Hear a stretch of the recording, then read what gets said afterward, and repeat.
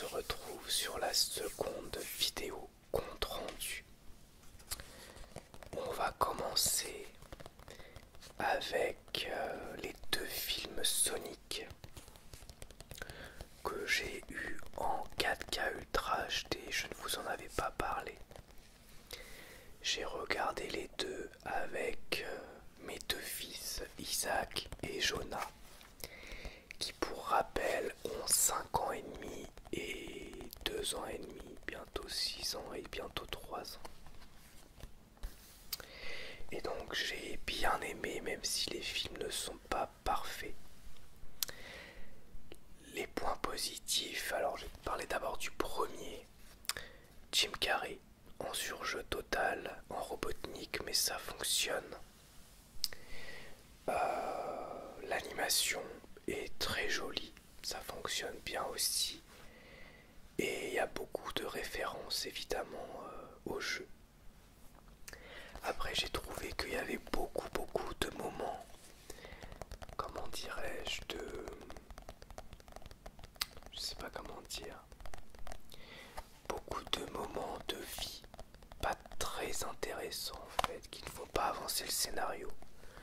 Genre Sonic fait ça dans notre monde, Sonic fait ci dans notre monde, Sonic fait ça dans notre monde. Bon. Et le deuxième point négatif pour moi, c'est la VF. J'aime bien Malik Bentala, surtout dernièrement sur YouTube, je le trouve très drôle. Mais la VF du film, ça fonctionne pas et je trouve que la voix de Sonic, Malik Bentala pour la voix de Sonic, ça marche pas.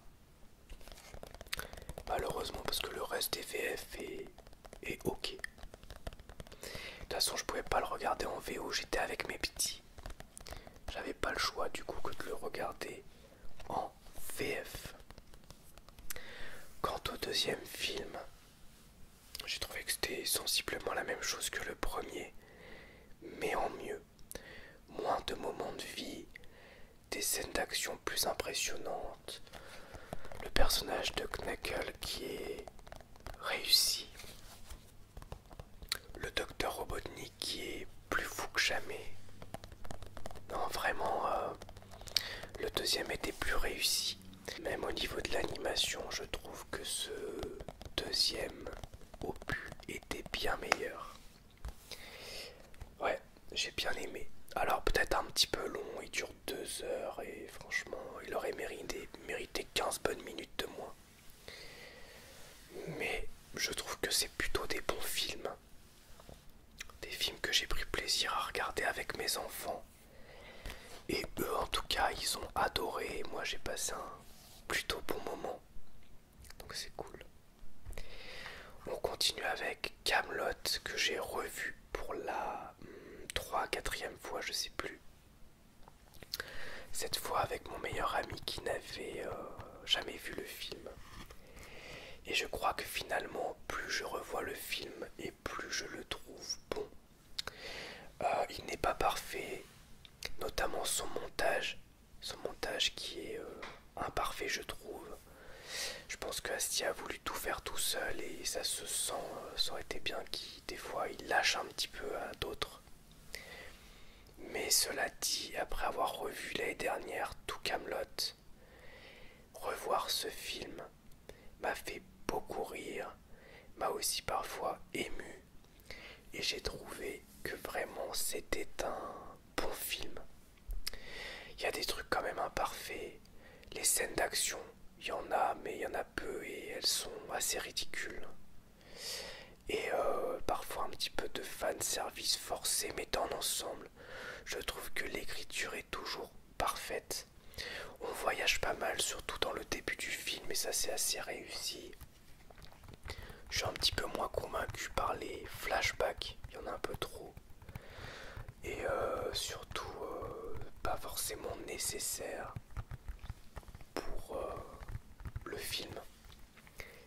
Mais cela dit, c'est un bon film français, c'est un bon produit Kaamelott, un bon film Kaamelott plutôt, qui contentera tout le monde, je pense, tous les gens qui aiment Kaamelott en tout cas. Et j'ai hâte de voir la suite. On continue avec la saison 2 de Spartacus, qui est en fait la troisième saison sortie puisqu'il y a une saison 0.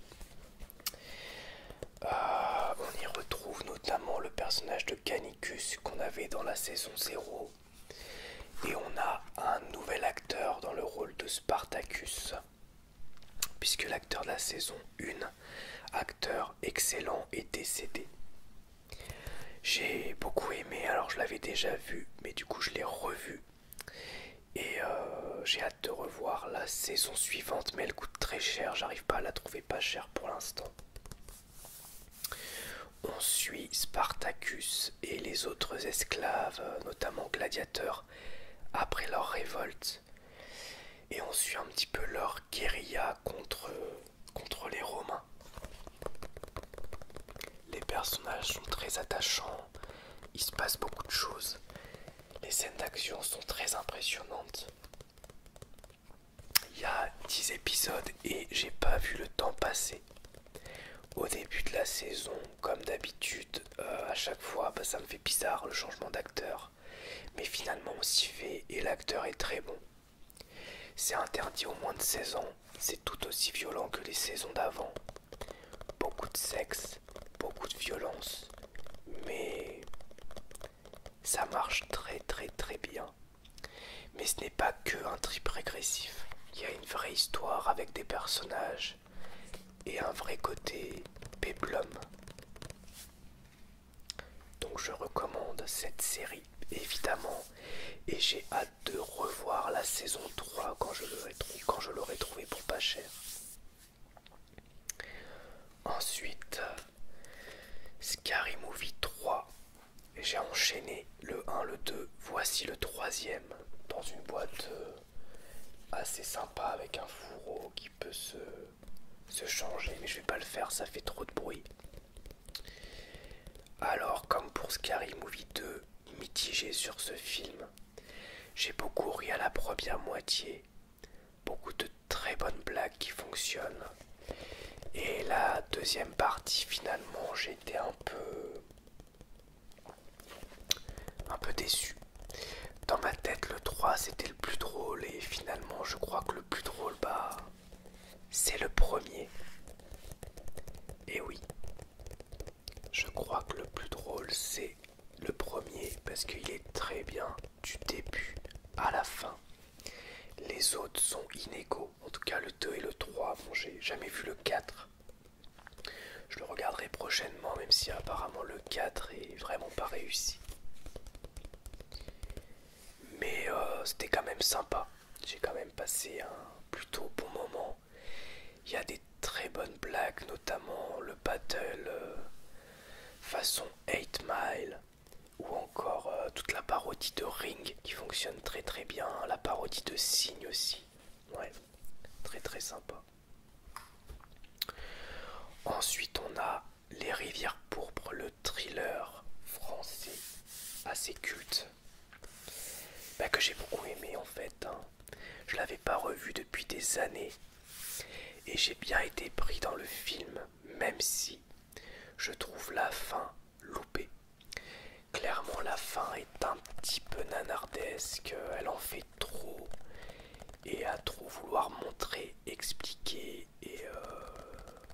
et aussi avec certains effets spéciaux ça fait un peu nanar. Là où tout le reste du film se tenait très bien et faisait dans le... comment dirais-je, plus pour l'ambiance que pour l'action. Le casting, Jean Reno, très bien.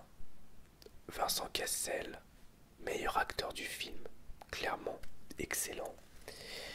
Et les acteurs secondaires, je dirais ok, mais sans plus. Il y a même des acteurs qui jouent plutôt mal. Mais le film est clairement tenu de bout en bout par ses acteurs principaux. Donc c'était bien quoi. C'était bien, j'ai bien aimé. Désolé, il y a beaucoup de bruit extérieur malheureusement, mais bon, je peux pas y faire grand chose. Je vais couper un petit peu au montage, mais il y a un genre de, comment vous appelez ça, d'aéroport pour les petits avions, pas très loin, vous savez, je sais pas comment on dit les ULM, les machins comme ça. Là. Et du coup, on les entend passer pas loin, plus les voitures. Mais bref. Train avec un fourreau assez sympa, avec un bras en relief. Film d'horreur gore, sympa. Le film en fait des caisses. Il va très loin dans la violence. Les personnages sont clichés comme jamais. Mais les scènes gore sont gore. Il y a des scènes, je vais pas vous les dire, mais qui sont vraiment un petit peu éprouvantes. Même si moi je l'ai plutôt pris à la rigolade en fait. Mais j'ai bien aimé. Il y a quand même, je dirais, un ou deux personnages qui sortent du lot. Surtout vers la fin du film. Des moments impressionnants. Et j'ai pas vu le temps passer. Il dure 1h30 et il se passe beaucoup de choses en 1h30. Il y a un vrai côté hostel pour le côté voyage, puis se retrouve dans un pays perdu, puis torture. Sauf que là, ça se passe dans un train en mouvement. Mais c'est sensiblement la même chose. Et d'ailleurs, marrant aussi, parce qu'il y a aussi des propos qui répondent à Paradise Lost, le film que je vous ai dit, dont je vous ai dit quelques mots il n'y a pas longtemps, qui est aussi un torture porn un peu pareil, survival, avec une histoire de... comment on appelle ça, de greffe d'organes, enfin pas de greffe mais de retirer des organes. Bah là on va dire un petit peu de ça. Voilà, c'est un mélange d'Hostel et de ce film quoi. On va dire. C'était bien. Et pour terminer, on a la saison 2 de Oz. Alors là je suis en train de terminer la saison 3, donc je mélange un petit peu les deux.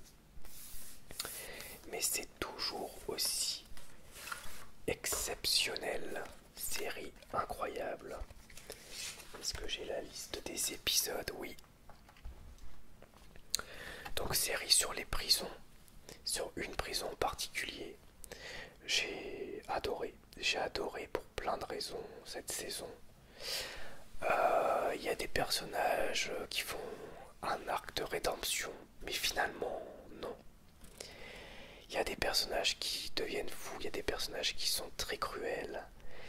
Il y a aussi de l'ambivalence dans les gardiens, dans le directeur de la prison. Il y a, il y a des choses assez dingues. Il y a aussi des scènes très éprouvantes, très, comment dirais-je, violentes, que ce soit psychologiquement ou physiquement. Et c'est encore le cas dans la saison 3, là, je suis au dernier épisode. Et franchement très bon. Mais là le dernier épisode de la saison 2, il est incroyable. Incroyable. Au niveau du dernier épisode de la saison 1. Et là la saison 3 est très bonne, mais pour l'instant je trouve la fin un petit peu en dessous des saisons 1 et 2. Mais ça reste très très bon. J'ai pas encore fini la série, hein. Il y a combien, 6 saisons. Mais je pense que ça va être une des meilleures séries que j'ai regardées dans ma vie, clairement.